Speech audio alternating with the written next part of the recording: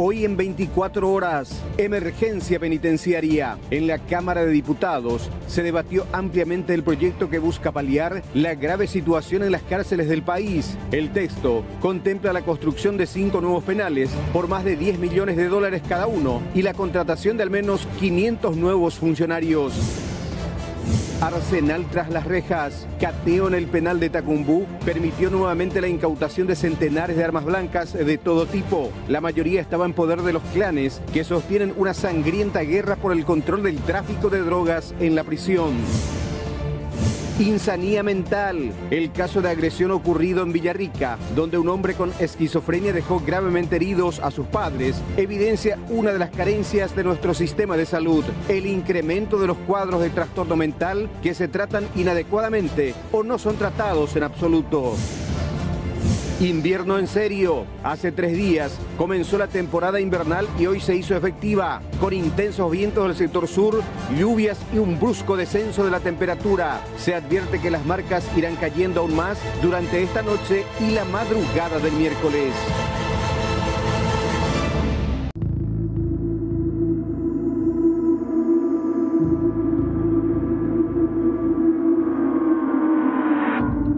Ahí na peche na la se apa una kati patrullera y se va a mala ya país. Ahí se la botan un abuso sexual. La intención fue hacer el ADN desde un comienzo porque él estaba demasiado seguro y él mismo pedía que se le haga la prueba de ADN. He solicitado un informe técnico al doctor Lemir atendiendo a que la niña estaba embarazada.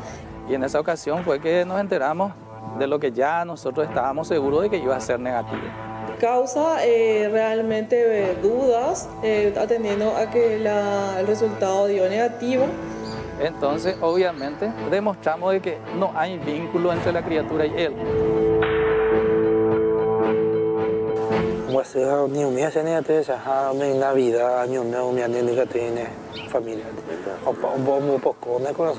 El tema es que ella apuntó mal su investigación hacia una persona totalmente equivocada. Ese es el error de la Fiscalía. El Ministerio Público cuenta con elementos para posteriormente debatir en juicio oral y público lo que corresponde.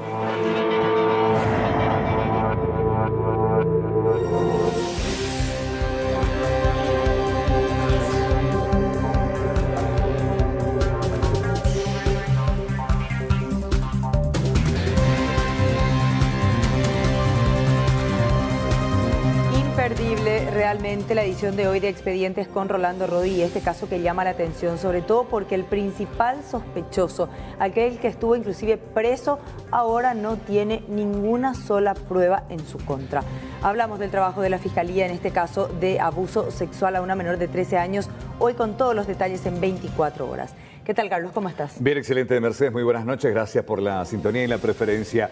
Ya la primera información nos lleva hasta Alexis Aveiro, quien nos va a comentar acerca de un caso que se hizo público en el día de hoy. Tiene que ver con una presunta denuncia, de presunto caso de abuso sexual en una cooperativa que finalmente estaba leyendo la mujer que hizo esta acusación, terminó siendo desvinculada de la empresa.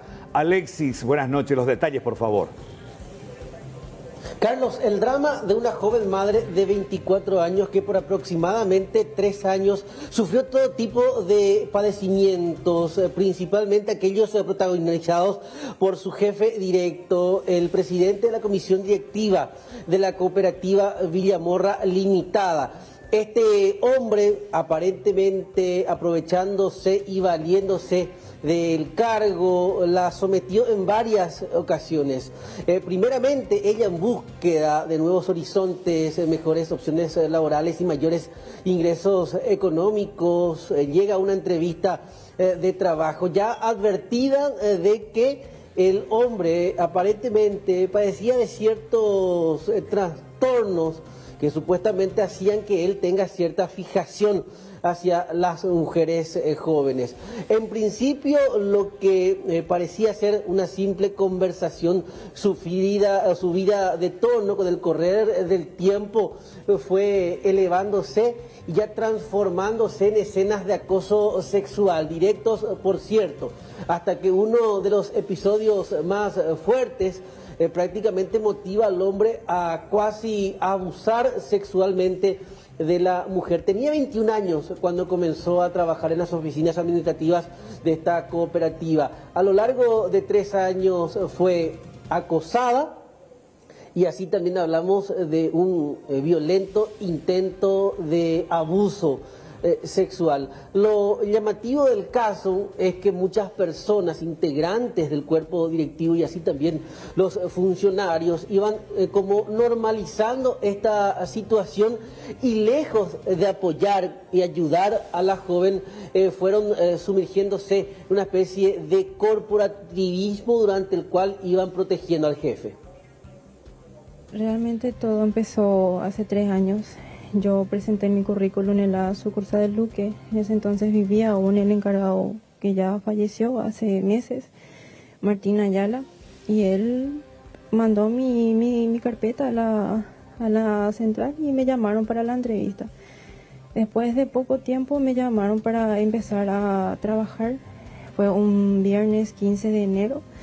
Me acuerdo que en ese entonces me llamaron para que yo sea auxiliar de créditos y recuperación. Me gustó el trabajo, me dijeron el salario, cuánto tiempo iba a estar de prueba, que después cuánto era lo que iba a cobrar, y me gustó todo, el ambiente perfecto. Hasta que yo me acerco al jefe de crédito en ese entonces, no voy a mencionar nombre, pero ya no se encuentra en la cooperativa. Me acerco a él y le pregunto, como no tenía experiencia en la más mínima en la cooperativa, o sea, de cooperativa, no sabía casi nada. Y me comentaba él cómo yo tenía que hacer mi trabajo para ser más eficiente y todo eso. Y en eso sale a decirme, sos una chica muy linda y directo sí, el gerente te va a tantear. Y pasó el tiempo, entramos en confianza con el encargado de esa sucursal. Cuando eso, Martín Ayala, que rectifico otra vez que ya murió. Y en algunas conversaciones me decía que él ya estaba gestionando para mi contrato, que me pasaron como cajera. O sea, yo era auxiliar de crédito y después surgió la vacancia en cajera y me animé, en caja y me animé. Y él estaba gestionando para que me contraten ya, para que yo pueda cobrar el sueldo de funcionaria, porque era muy bajo el sueldo de aprendiz. Y en ese entonces, gerente David Urachi le dice, bueno, envíale a esta chica a casa matriz, ahí vamos a poder ver su capacidad, si es cierto como vos estás diciendo que es muy eficiente. Me convocaron a casa matriz para ver realmente si yo podía ser contratada. A lo que el primer día, me acuerdo, a las 9:30, era la hora que él me mandó a llamar en su oficina. La jefa directa me dijo, oh, fulana te necesita en su oficina. Me fui, yo ya advertía de lo que me podría pasar, aún así yo no estaba asustada. Él me preguntó, ¿cómo estás? ¿Cómo te sentís en la cooperativa? ¿Cómo te tratan tus nuevos jefes? ¿Cómo te sentís? No te hace falta nada, avísame cualquier cosa. Sí, señor, no se preocupe, muchas gracias, le dije yo. En eso él se levanta, viene hacia mí directo intentando besarme a la boca. ¿Esa fue la primera vez? Esa fue la primera vez. Él intentó besarme en la boca. Yo soy cristiana evangélica, no digo ser una santa, pero nunca nadie me obligó a hacer nada de lo que yo quería. Le dije, retrocedí un paso porque me di cuenta que me quería besar a la boca, retrocedí un paso y le dije, Dios te bendiga. A lo que él baja su cabeza tipo que tengo vergüenza y me dijo gracias. Y salí de su oficina. Y pasó el tiempo, por cualquier cosa me llamaba la atención, por si no me maquillaba, o si estaba esto o aquello, si por qué me reía en mi lugar, por qué hacía esto. Cualquier cosa. Después ya él accedía, o sea, me besaba a la fuerza. Ya, como les digo, no me da vergüenza más decir lo que él me hacía. Me besaba. Imagínense. ¿Frente a todo? No, ahí en su oficina. Imagínense, tipo un beso francés, pero sin que yo abra la boca. Así me besaba. Ya no me da vergüenza. Y yo no sabía qué hacer porque me costó tanto conseguir ese trabajo. O sea, ya sometida, obviamente, y vulnerable. Sí, me sentía vulnerada y tenía miedo de perder brillante oportunidad porque es una cooperativa, es un lugar muy lindo para trabajar. Lamentablemente, esta persona hace que nuestras vidas sea un infierno dentro de la cooperativa. A lo que pasa el tiempo, él insiste en besarme, me besaba, yo lloraba, entraba en pánico, tenía mis crisis, a lo que yo empecé a sentirme diferente, a tener manifestaciones así de que ya no podía hablar. Cuando una persona se me acercaba, yo me temblaba la voz, me daba taquicardia, me ponía toda colorada y no sabía yo qué es lo que me estaba pasando. Y cuando escuchaba su voz, su nombre o mencionaban algo de él, yo ya entraba en crisis, no sabía qué me estaba pasando. Nosotros los lunes llevábamos pollera, los martes pantalón. Y pasó un día que cayó lunes feriado y yo me levanté creyendo que era lunes el día martes y me fui con pollera. Él le dijo a mi jefa superior que me llame la atención por esa equivocación, ¿verdad? Y ella cumplió su orden y me reclamó. Y yo le dije, sí, me confundí, perdón. Y me manda, le dice, decirle a fulana que venga junto a mí. Y ella dice, pero ¿cómo si yo te llamé la atención? ¿Por qué? Ya sabemos para qué. Y me fui. Y me dice él, eso fue después, un poquito antes que yo me embarace, me dijo... Mari, vos sabés que la cooperativa tiene reglas, que aquí nosotros, sabés, los días de uniforme, y hoy es martes y vos trajiste pollera, ¿por qué Mari? Y yo le dije, disculpe señor, no va a volver a pasar, me distraje y me levanté creyendo que hoy era el lunes. Entonces él viene y lo mismo de siempre, me besa a la fuerza, yo me ponía así de él, y él me sometía. Usaba la fuerza. Usaba la fuerza, es un hombre muy grande. Y en ese entonces se le pasó la mano, me agarró del cuello y me puso de 4, en simples palabras de 4, sobre su escritorio. Y él se apoya completamente por mis nalgas. Yo sentí su miembro ahí por mis nalgas. Él me estaba alzando la pollera y se estaba bajando el pantalón. ¿Y para qué iba a hacer eso? Yo no sabía qué hacer, entré en pánico. Y lo único que me acuerdo fue que yo reaccioné por impulso, le empujé, le dije, ¿qué me vas a hacer? ¿Qué vas a hacer? Te voy a romper tu cara, te voy a romper tu cara. Y me endurecí ahí en la silla, me hizo sentar y empecé a temblar. Casi me desmayé para convulsionar ahí en el piso, como sea, porque así me sentí. Y él, como me vio tan alterada, me dijo, tranquilízate, no te voy a hacer, tranquila, no te voy a hacer más nada, tranquila.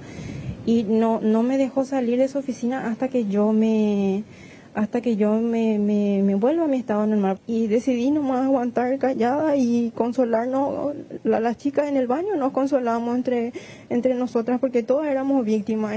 ¿Cuántas chicas son víctimas? Son más de lo que yo dije.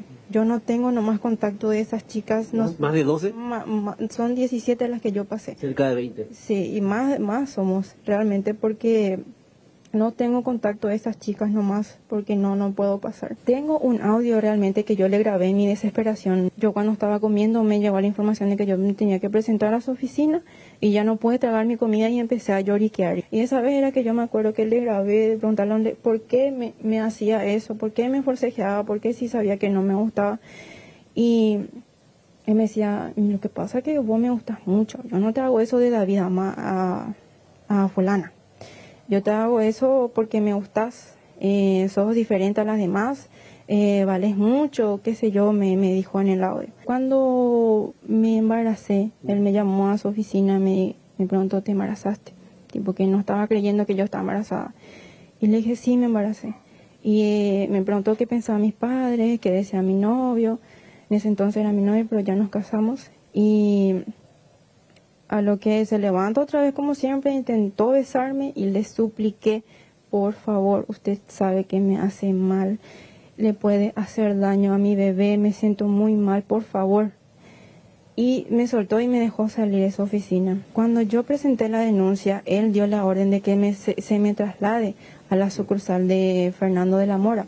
Ahí, como ustedes ya sabrán, me queda allá del otro lado del mundo. Y... a lo que yo me negué, porque yo sabía que era una represalia, porque yo como subjefa de tesorería me bajaron a caja otra vez. A lo que hoy, a eso de las 14:40 por ahí, fueron llegando la encargada de talentos humanos, 2 abogados que son sus amigos personales y también son de la cooperativa y que están llevando su caso. Y venimos a traerte un comunicado de tu desvinculación. Y a lo que yo leo y lo que me acuerdo que decía es: por la presente se comunica de desvinculación según el artículo 84 del Código Laboral, y su liquidación estará disponible desde el 27 de junio en la tesorería de Casa Matriz. Yo leo toda la nota y le miro a la encargada y le dije: vos siempre supiste esto desde un principio y nunca hiciste nada para ayudarnos. ¿Qué es lo que pasa contigo?, le dije, y no supo qué decirme. Después le miré a los 2 abogados que son sus amigos íntimos, le dije: ustedes saben que es verdad lo que yo estoy diciendo, ¿por qué le apañan, por qué le apoyan? Y sí, nosotros sabemos, estaban 3 compañeros presentes y un señor que estaba realizando trabajos de pintura, estaba ahí presente. Y yo les dije: ustedes saben que es verdad lo que yo estoy diciendo, ustedes saben, sí sabemos que es verdad. Me dijo, pero que con su cara me decía: no podemos hacer nada nosotros. Escenas que finalmente terminaron repercutiendo en su salud mental. Ella tuvo que ser sometida a un tratamiento psiquiátrico, está bajo medicación. Además de tener la valentía de hacer pública la denuncia, finalmente tras la publicación de este caso, y como ya mencionaba, en horas de la tarde le anuncian y le dan el aviso de que es desvinculada de la empresa. Una situación llamativa teniendo en cuenta que existen al menos unas 20 mujeres que habrían pasado por lo mismo. Sin embargo, terminan echando a la víctima, y el principal sospechoso de haber cometido los abusos y así también los intentos de abuso sexual y acoso sigue en el cargo sin ser investigado, por lo menos por una auditoría interna. Lo cierto, lo concreto es que la denuncia ya está en manos de la Fiscalía. Bien, excelente. Gracias. Completo reporte, dramático testimonio de esta mujer que acusa justamente al titular de esta entidad cooperativa de estas agresiones sexuales. Gracias, Alexis. Cambiamos de tema, hablemos de la salud mental, de esta que genera y preocupa sobre todo a la ciudadanía, porque cada vez son más los casos de personas con problemas mentales que terminan agrediendo primero a familiares, después a extraños, inclusive como en este caso. ¿Qué tal, Juan? ¿Cómo estás? Hola Mercedes, Carlos, ¿cómo están? Bueno, gravísimo este caso que nos llega desde la zona de Villarrica. Un joven de 29 años agredió gravemente a sus padres, los dejó malheridos, tuvieron que ser llevados hasta el Centro de Emergencias Médicas, hasta el Hospital de Trauma en Asunción, después de recibir una paliza de su propio hijo. El padre tiene 73 años, la madre 68, ambos ancianos. El responsable, un joven de 29 años, fue detenido en primer lugar, pero luego fue liberado por la justicia, sin tratamiento o consulta médica alguna. Los familiares temen por la integridad de los padres después de este grave suceso. El paciente no tomaba sus medicamentos destinados a su tratamiento de esquizofrenia. El ministerio anuncia que hará un seguimiento debido a que aparentemente los medicamentos para los pacientes de salud mental no están disponibles en todos los hospitales. Escuchamos el testimonio de los familiares. Gracias a Dios, hoy a la mañana ya se les dio de alta, pero ellos están muy graves, o sea, ahora ellos 2 apenas se mueven, están graves. Y lo peor es que a mi hermano le dieron libre ayer a la noche, le tiraron a la calle como si nada. La fiscala ayer me pidió para que yo le lleve a mi mamá a declarar en la Fiscalía de Villarrica. Yo le tuve que sacar de emergencias médicas ayer a las 3 de la madrugada, le llevé a mi mamá. Apenas declaró todo ella y se sintió mal, le tuve que traer urgente otra vez a emergencias médicas. Bueno, ahora el responsable de este caso sigue libre sin ningún tipo de tratamiento médico o mucho menos resguardo policial. Por eso es que ahora la familia va a tomar las medidas necesarias para proteger a estos 2 ancianos de, lamentablemente, su propio hijo, que es también víctima de un sistema de salud deficiente. Estos son los números que nos deben preocupar. 50% de las enfermedades relacionadas a salud mental surge antes de los 14 años y pueden tratarse debidamente. La mayoría de los casos no se detecta ni se trata. Siempre hablamos de problemas comunes como la depresión, los casos de suicidio, abusos de alcohol y también de las drogas. Pero en el caso de la esquizofrenia, esta es la situación. Es una enfermedad mental que afecta las funciones cerebrales, se manifiesta entre los 16 y 30 años. Y en el caso de Paraguay, esto afecta a más o menos 70.000 personas, pero poco más de 300 son los tratados con un seguimiento médico requerido. Esto nos dicen los profesionales de la salud. Este es un tipo de trastorno mental que, si bien se espera que a nivel internacional que el 1% sufra, o el 1% de la población general tenga algún diagnóstico en algún momento de su vida sobre un trastorno de esquizofrenia o un cuadro psicótico. Cuadro psicótico es normalmente, tiene estos síntomas, pero con tratamiento después desaparecen y no vuelven a tener por mucho tiempo o nunca más. Cuando se trata un diagnóstico de esquizofrenia, normalmente el tratamiento es a largo plazo y la mayoría de las veces toda la vida. El medicamento lo que actúa es bajar la intensidad de esas alucinaciones y delirios. Pues los delirios son los pensamientos falsos que tiene, y con eso se trata de trabajar a la persona para que vuelva a tener una vida dentro de lo que se considera normal, o sea, que pueda volver a trabajar, a hacer tus actividades cotidianas. Y es muy importante hacer esta salvedad de que esas personas no son más peligrosas que la población común. Lo que se hace normalmente, si tiene una crisis y por ahí está agresivo hacia sí mismo o hacia los demás, se lleva un tiempo de internación, y que una vez que la persona esté calmada bajo los efectos de los medicamentos, se reevalúa cómo actúa el medicamento y cómo se comporta la persona para devolverle otra vez a su casa, a su familia. Bueno, gravísimo este problema. Por un lado, el sistema de salud que no responde en tiempo y forma ni en medicamentos. Y por otro lado, Mercedes, la justicia que libera rápidamente al responsable de una gravísima agresión a sus propios padres. Sí, a tener en cuenta. Y los medicamentos también para las enfermedades mentales tienen un costo altísimo. El tratamiento de por sí es un tratamiento muy costoso y hay muy pocas opciones para quienes necesitan. Es un tema no menor el que el Estado tiene que enfrentar, la salud mental de este país. Gracias, Juan, por estos datos. Hola. Cambiamos de tema, otro tema no menor, la ley de emergencia penitenciaria. Juan Carlos Uller y los detalles. Adelante contigo. Buenas noches, Mercedes. Saludos para vos, para Carlos, los televidentes del Sistema Nacional de Televisión. Tenemos que decir que se le dio media sanción en Cámara de Diputados a este proyecto de ley de emergencia penitenciaria que tiene como fin la construcción inicialmente de 3 cárceles, dos en Emboscada, una en Mingaguazú, y también hay proyecto de hacer otras 2 más ya con dinero de las binacionales tanto de Itaipú como de Yacyretá. Finalmente, tras varias horas de debate, se aprobó sin modificaciones, primero en lo general y posteriormente en lo particular. Había posturas de acortar el tiempo de 1 año a 6 meses. Finalmente se determinó que esta emergencia dure 365 días. También se aprobó la utilización de la Policía Nacional y también efectivos militares para el resguardo de estas penitenciarias. Y por último, y también muy importante, se aprobó el uso de dinero de Tesoro Nacional por vía de la excepción, hacer contrataciones por vía de la excepción. Una situación que también generó bastante debate, pero que finalmente, como decíamos, fue aprobado en general y también en todos sus puntos en particular. Ahora este proyecto de ley pasa a Cámara Alta para su estudio.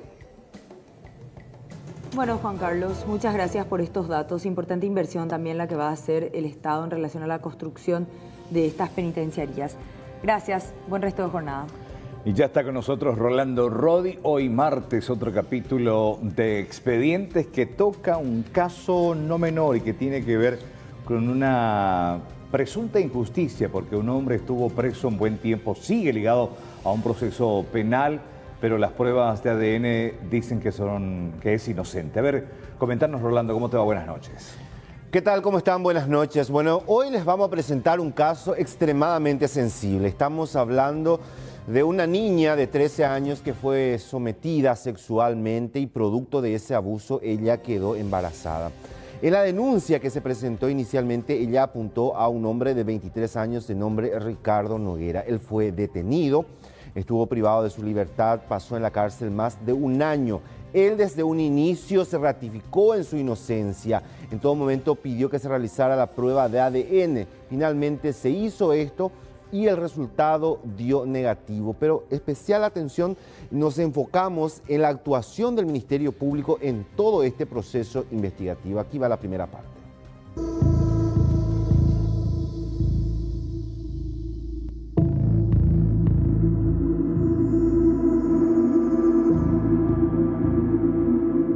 Ricardo Noguera tiene 23 años, es padre de 3 niños y vive en esta modesta vivienda junto a la madre de sus hijos en la ciudad de Villeta. En los últimos años trabajó en varias caballerizas, percibiendo en promedio 150 a 200 mil guaraníes semanales.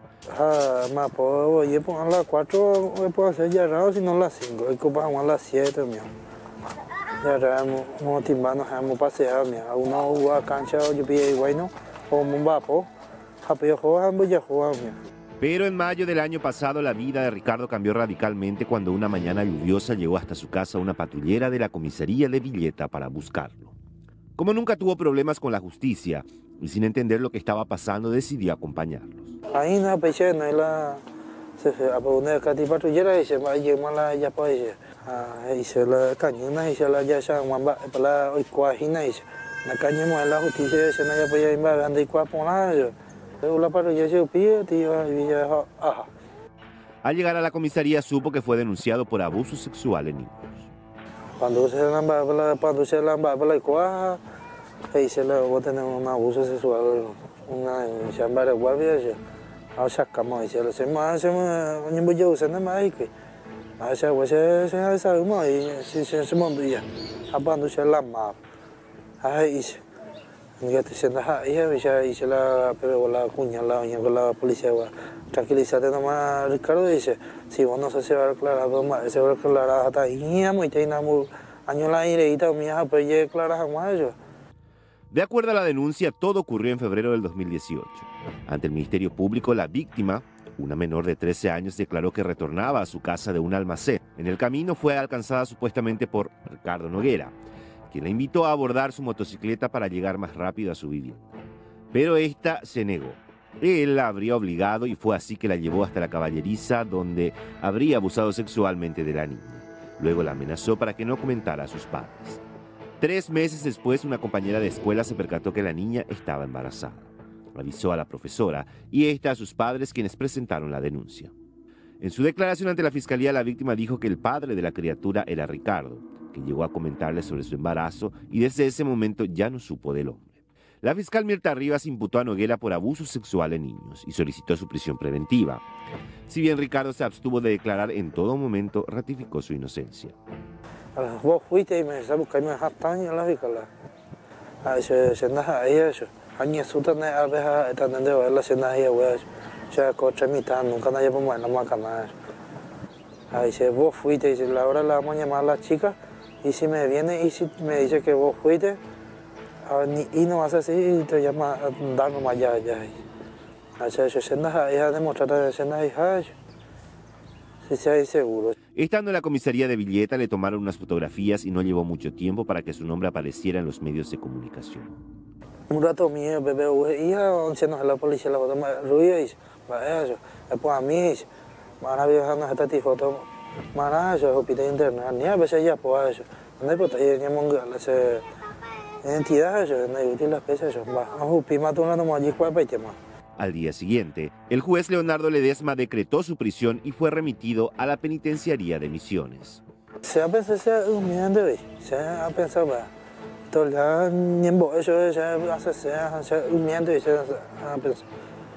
Ricardo estaba seguro de su inocencia, pero no tenía recursos, hasta que un amigo lo ayudó para acceder a un abogado.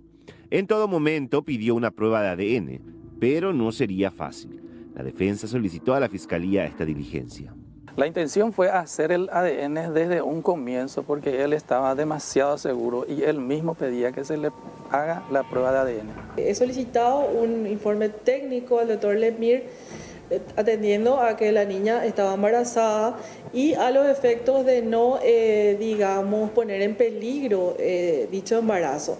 Entonces el doctor elaboró un dictamen diciendo que hay dos métodos. Uno es el invasivo, que sería extraer la muestra estando ella embarazada, que por eso esa posibilidad dejamos de lado. Y el otro es el método normal, ¿verdad? Una vez que el niño nazca, que es lo que se hizo, ¿verdad?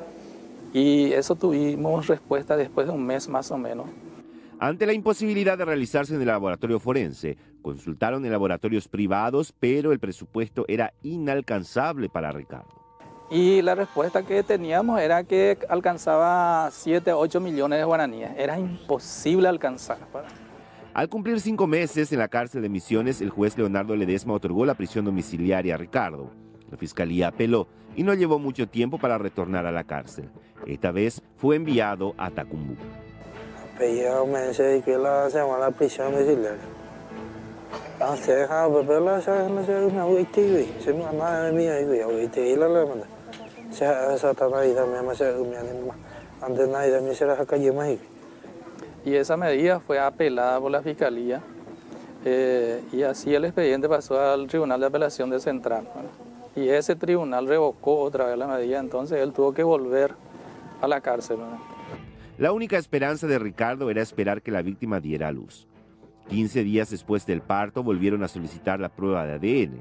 El juzgado hizo lugar al pedido como anticipo jurisdiccional de pruebas, pero la fiscalía se opuso y apeló argumentando que el 13 de julio del 2018 solicitó al Departamento de Laboratorio Forense del Ministerio Público el rubro para la realización del ADN, que para ese entonces no contaba con presupuesto.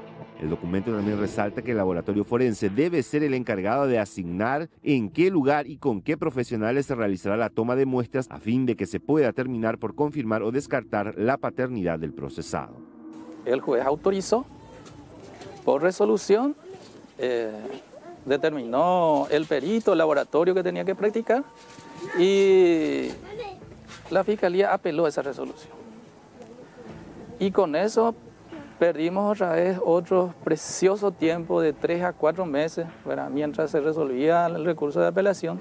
En febrero del 2019, la Cámara de Apelaciones terminó haciendo lugar al anticipo jurisdiccional de pruebas y ordenó la extracción de sangre de Ricardo para el ADN. Para ese momento ya habían pasado 7 meses y la Fiscalía nunca informó si ya se contaban con los recursos para la diligencia. Finalmente, todos los afectados fueron convocados para la extracción de muestras, entre ellos Ricardo. Pero una mujer y empieza a saludar a ese abogado, a saludar a su... No sé, yo la veo. No le vas a saludar ni mujer tapado, dice, no le vas a saludar a tu hijo ahí, no dice. Creo que es mi disculpa de señora fiscal, eso, pero esa criatura no es mía, eso. Creo que es mi disculpa eso. Entonces disculpame, no dice más eso. Luego de un mes, los resultados fueron enviados al juez de la causa. Y así fue que llegamos a abril, ¿verdad? Y ya teníamos el informe, pero el informe fue remitido en sobrelacrado al juzgado, ¿verdad? El juzgado en principio se negó a mostrarnos así rápidamente el resultado y en esa ocasión fue que nos enteramos de lo que ya nosotros estábamos seguros de que iba a ser negativo. Y dio negativo. El Ministerio Público duda del resultado y considera que debe realizarse otra prueba de ADN. Causa realmente dudas, atendiendo a que el resultado dio negativo. Sin embargo, esa misma prueba fue solicitada y pagada por ellos. O sea, realmente correspondería hacer una nueva prueba y es un derecho. Y que se lo haga en una institución cuyo fundamento es la objetividad, que es el Ministerio Público, ¿verdad? Como la prueba de ADN dio negativo, la defensa de Ricardo solicitó el sobreseimiento definitivo. El juez Leonardo Ledesma rechazó y envió el caso a juicio oral y público, al tiempo de disponer que Ricardo pase a guardar prisión domiciliaria. La Fiscalía, en su acusación, manifestó de que Ricardo tuvo relación sexual con esta niña en 2 ocasiones y él fue la única persona que tuvo relación sexual con ella. Consecuentemente, la criatura debió ser, por una cuestión natural, hija de él, ¿verdad? Pero la prueba, una prueba de carácter científica que nadie puede controvertir y que tiene un grado de certeza de 99,9%, entonces obviamente demostramos de que no hay vínculo entre la criatura y él.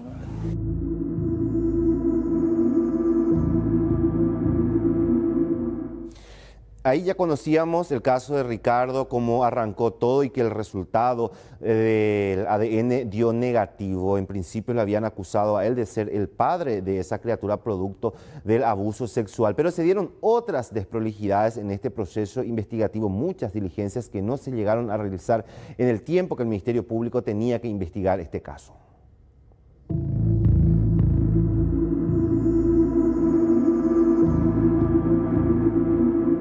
Ricardo abandonó la cárcel luego de estar encerrado por más de un año. Unos 15 días ya, porque 15 días no me dejado, y luego no sé, durmiendo todo el día como tía. Ani por eso todo el día iba ni la haji me van a ir tomar.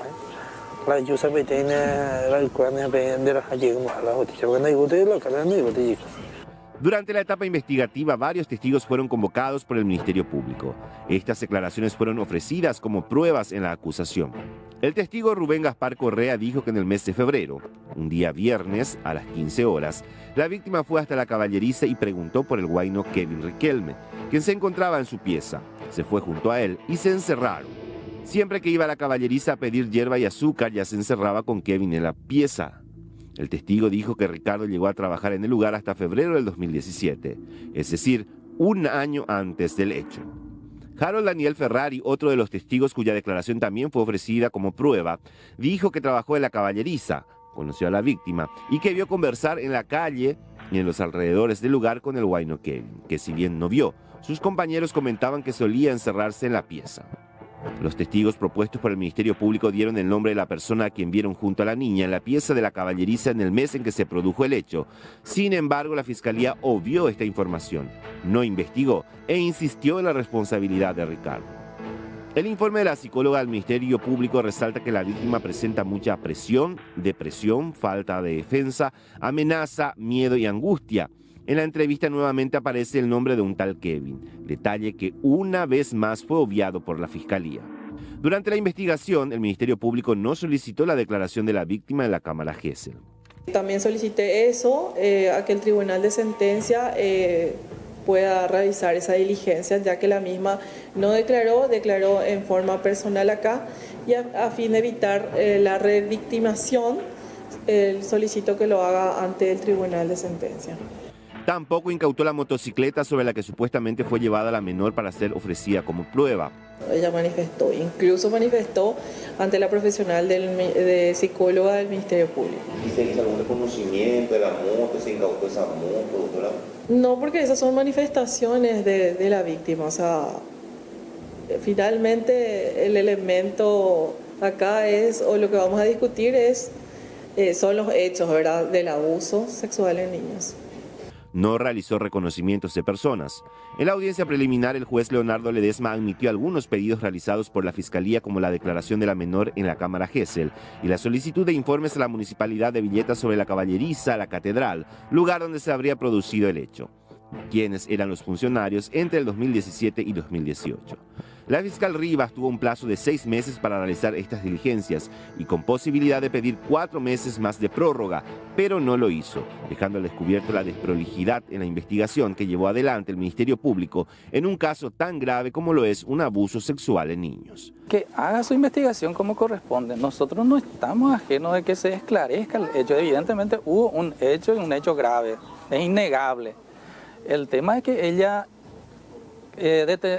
apuntó mal su investigación hacia una persona totalmente equivocada. Ese es el error de la Fiscalía.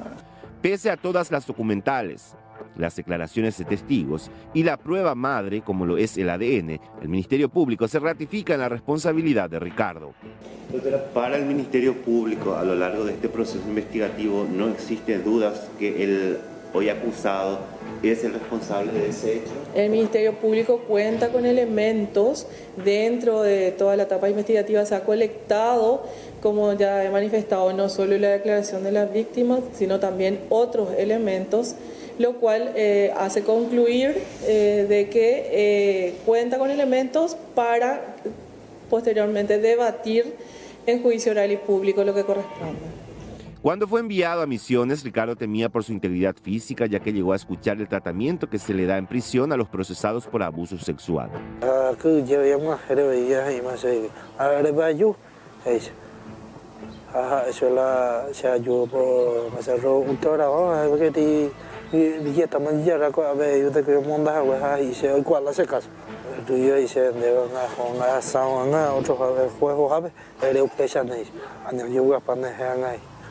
Oye, si no llego a pedir en la europea, hacia europeana siempre a europeana se acudía. Estuvo en medio de un amotinamiento y vio cómo su vida corría peligro. Se pongo ahí para yo, hermano, pete y ve, ya no pongo jamás.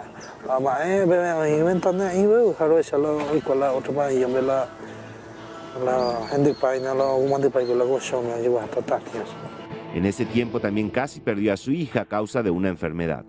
Ahí se de yo en internet y se apenas ahí se tranca para vamos a ver si me estoy vamos a ver ese yo vamos a la vamos a tener vamos a ni un mes ni a tres a mi Navidad año nuevo mi niño que tiene familia un poco no conozco me un poco no conozco no puede ni me te no sé vale yo no sé negativo eso para.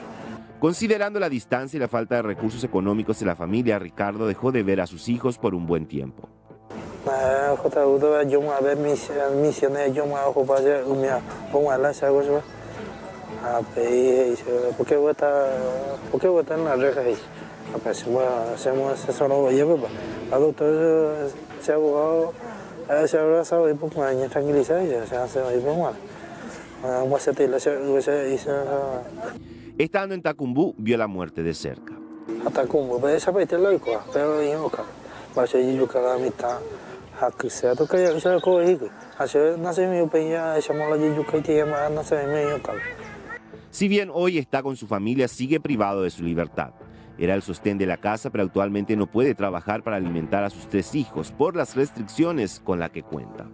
Se total libertad, son tranquilos, me llaman, va a poner a sea mi ave a copo cuando tiene escuela veja la ayudarse la pina mi se me un poco se conoce oye se la pina que botas pe la escuela mamá hace nada coismo anda cosa ni humano a veces hermana se hermana la se ayuda a ver la ayuda ahí hace se no es cosa se me uga ahí o van a hacer ahí se te puede para te compro hace veces no hay cosa se ayuda a hacer la cosa. Sí, se libertad la ayuda. Cuando hay la ayuda, haciendo ayuda a la libertad.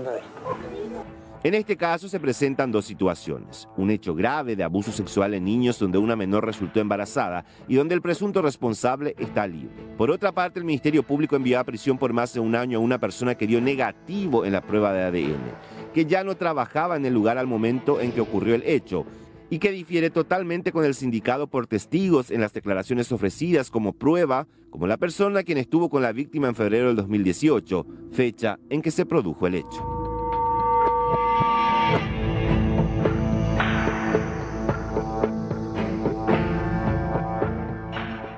Bueno, ahora lo único que queda es esperar que se lleve a cabo el juicio oral y público, donde se va a analizar su caso. Él terminó abandonando la cárcel, pero igual está privado de su libertad, sigue en su casa sin poder hacer nada. Y por otra parte, lo grave del caso es que existiendo una prueba de ADN que demuestra que el niño no es suyo, evidentemente hay una persona que cometió ese abuso, porque estamos hablando de una menor de 13 años, existió un abuso sexual y no se investigó como tenía que ser.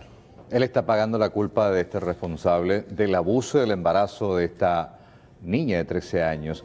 ¿Qué pasa si la justicia, finalmente, el tribunal, determina que es inocente? ¿Quién le devuelve el tiempo encarcelado, donde pasó las de Caín, incluso vio que su vida corría peligro? ¿Quién le devuelve? ¿Quién le resarce eso? Nadie se va a hacer responsable de eso eventualmente. Si es Qué que pasa fácil eso, es. va a tener que demandarle al Estado. Pero eso lleva un proceso extremadamente largo y va a ser un tiempo perdido para alguien que no tiene recursos económicos, que apenas pudo conseguir un abogado que lo pudiera defender, ¿verdad? Puedo estar equivocado, pero siento una tremenda percepción de la parte de la Fiscalía que está con una fijación hacia él y solamente él, habiendo incluso una prueba de ADN que dice que no es el padre. Ese resultado de prueba de ADN, obviamente la idea es no revictimizar a la joven, ¿verdad? Que ya, de hecho, que pasó por una situación bastante traumática. Ella no fue sometida a la cámara Gesell y ella tampoco maneja la información del ADN negativo hacia su hijo. O sea, nunca se le volvió a preguntar sobre esta versión. Ahí quedó, porque este ha sido en la audiencia preliminar. Quiero mencionar, porque es un caso sensible, ¿verdad? Que todo lo que expusimos en este material está en la carpeta investigativa, no lo inventamos nosotros, está en el expediente de la cualquiera que lo lea se da cuenta. No hizo la cámara Gesell, no convocó a la persona que mencionan los testigos que estuvo con la menor en la fecha en que se produjo el hecho, no solicitó ADN, porque lo único que solicitó fue un informe al laboratorio forense si era factible hacer en el estado en que se encontraba la víctima y muchísimas otras cosas más que, por ejemplo, ahora recién está pidiendo al cierre ya la investigación, como por ejemplo algo tan básico como remitir la nómina de funcionarios que trabajaban en ese lugar. 6 meses tuvo para investigar y no lo hizo. Gracias, Rolando. Gracias. Cambiamos de tema drásticamente, así como cambió el tiempo esta tarde. Si te acostaste a dormir en la siesta, te levantaste con un frío, con una temperatura bastante baja. Esto obviamente genera preocupación, sobre todo para quienes están en las calles, duermen, su hogar es la calle. Hay refugios ya habilitados. Sara, adelante contigo.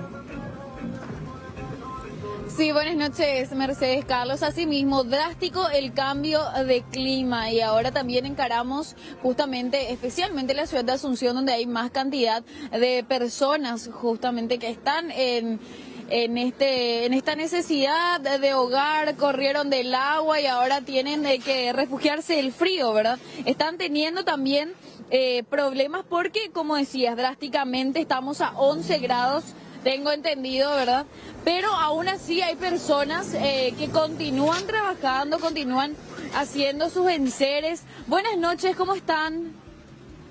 Buenas noches. ¿Hace cuánto están ustedes acá en el...? La verdad que no sé. Le voy a decir a mi tío para que venga a hablar contigo. ¿Y ustedes hace cuánto que viven más o menos acá? Y yo hace poco nomás vine. Yo no sé por acá. ¿Y cómo van a hacer con el tema del frío? La verdad que no sé decirte. Justamente esto tomó de sorpresa a muchas personas también, Mercedes Carlos, el frío de repente que llegó y también de los albergues que se están habilitando de a poco gracias a la ayuda también por parte del gobierno y a la necesidad constante de estas personas. Vemos que hay todavía gente por las calles, estamos al costado justamente del Cabildo, donde también se siente bastante el frío el día de hoy y ya la gente completamente refugiada trata de quedarse dentro de sus casas precarias también cabe destacar. Sara, si bien las temperaturas, Sí, la Mercedes. temperatura a esta hora es de 11 grados y se siente el frío, parece como que la llovizna y ese viento Pero fíjate, fresco perdón que interrumpa. empeora la situación. Sí, yo en el noticiero en la radio hoy estaba leyendo, decía 12 grados, pero la sensación era de 10. Sí. ¿Por qué? Porque hay vientos del sector Sí. sur. En su momento de 40 kilómetros por hora, bajó a 37 kilómetros por hora, lo que hace que la sensación sea mucho menor. Significa que ese 11 grados, a ver qué dice meteorología, quizás esté por debajo de los 10 grados ahora la sensación térmica, por el viento del sector sur. ¿Se siente el viento, Sara?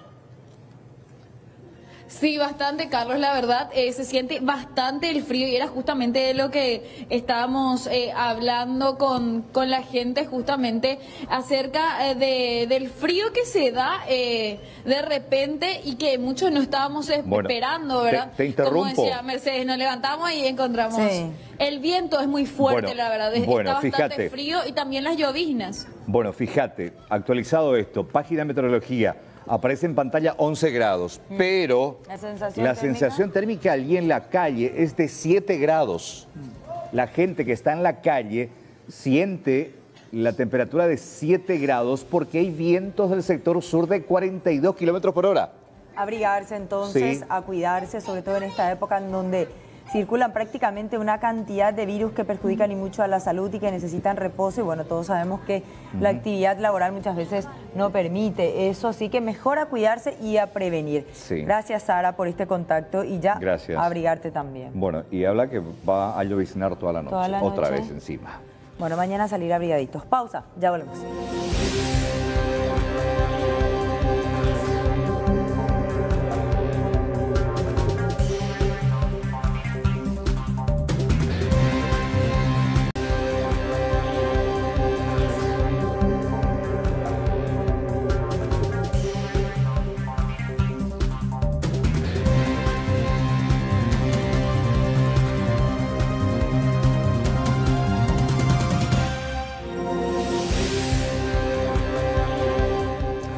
Centenares de armas nuevamente fueron incautadas del penal de mayores de Tacumbú, que estaban en poder de varios internos de distintos pabellones, incluso también teléfonos celulares. Según el director de institutos penales, los reclusos se ingenian para extraer los metales de los techos y paredes del presidio, justamente para construir y para realizar estos estoques. Recién decíamos acá con Mercedes, dentro de poco el penal se va a venir abajo porque ya no va a tener varillas de hierro.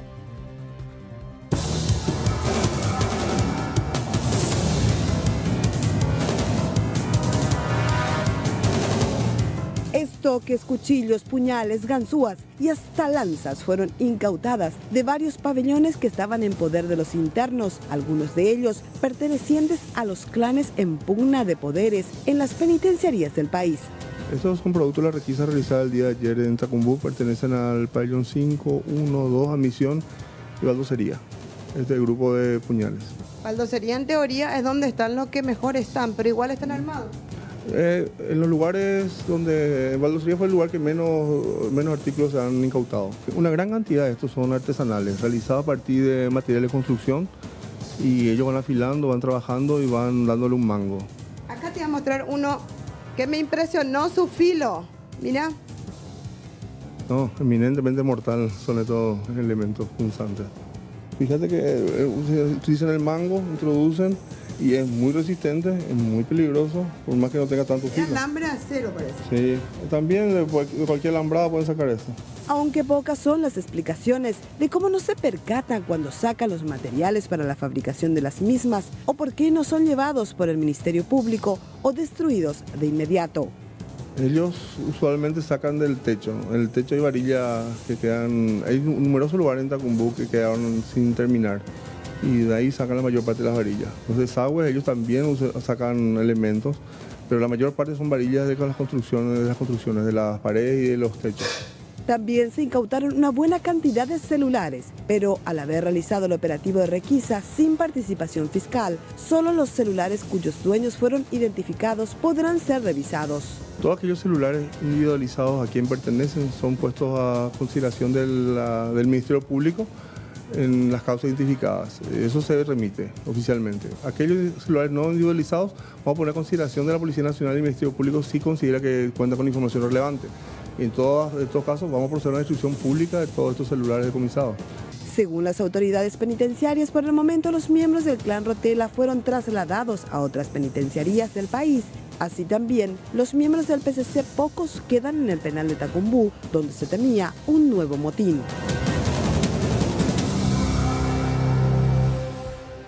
Vamos hasta Pedro Juan Caballero porque suma un crimen más a la lista de casos de sicariato en ese punto del país. Un nuevo crimen protagonizado. Esta vez la víctima, un ex policía de nombre Milciades Barreto Paredes. Él había sido dado de baja de la Policía Nacional por transportar armas al Brasil. Según el reporte policial, el crimen ocurrió en un conocido shopping de la capital de Amambay. El hombre, Barreto en este caso, estaba en el sitio.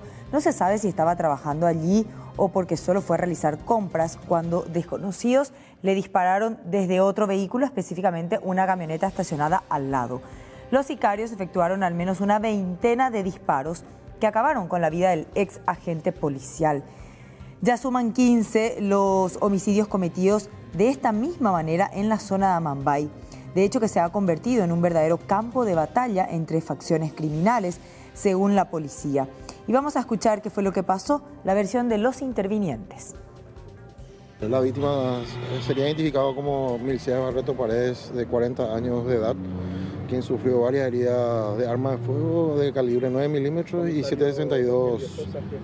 Tenemos varias vainas heridas y percutidas levantadas del lugar. Y tenemos entendido que una persona, según fuentes, se estaría dedicando al narcotráfico. No sabemos, no podemos precisar todavía, no tenemos todavía los antecedentes de la persona, pero veremos en el transcurso del momento la investigación que arroja. Te solicitamos las imágenes que captan la entrada al local mismo, al shopping mismo, en el sentido de ver si esta persona estaba acompañada por otras personas. Según el informe que tenemos, al parecer está acompañado de su hija y aparentemente otras personas. También me confirmaron que una de las personas que estaba con él, apellido Quintana, fue llevado al Centro Asistencial San Lucas y está siendo atendido. Tiene impacto de bala, al parecer, en uno de los glúteos. La camioneta de la víctima todavía no pudimos acceder a la camioneta en sí, ¿verdad? ¿Es una camioneta blindada?